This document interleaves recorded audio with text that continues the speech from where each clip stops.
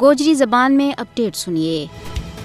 27 اکتوبر کشمیریوں کے واسطے منوس دن ہے جب بھارت نے کشمیریوں کی امیدوں کے خلاف جموں کشمیر میں پہلی بار اپنی فوج لائی اور بندوقوں کا زور ور قبضہ کر لیو۔ 27 اکتوبر 1947 میں مقبوضہ جموں کشمیر میں بھارتی فوجیوں کی تعیناتی برصغیر کا منصفانہ تقسیم کی کھلم کھلی خلاف ورزی تھی۔ مقبوضہ جموں کشمیر کے بیچ بھارتی فوجیوں کا آن تے کشمیری عوام کی مشکلات کے بیچ کئی گنا بد ہوئے اور ایک سیاہ دور کو آغاز ہوئے ہے۔ جموں کشمیر کی تاریخ میں 27 اکتوبر بدترین دن سمجھا جائے۔ دنیا پار کا کشمیری 27 اکتوبر نہ یوم سیاہ کے طور کے اوپر منائیں تاکہ بھارت نہ یوں پیغام دیتا جائے اور پوری دنیا نہ یوں پیغام دیتا جائے کہ وہ مقبوضہ ریاست جموں کشمیر پر بھارت کا غیر قانونی قبضہ نہ کسی بھی صورت میں تسلیم نہیں کرتا۔ 27 اکتوبر نہ یوم سیاہ کے طور کے اوپر مناؤں کا مقصد بھارت کے اوپر اور پوری دنیا کے اوپر یہ گل واضح کرنی ہے کہ کشمیری اس کی حکمرانی نہ کسی بھی صورت میں تسلیم نہیں کرتا۔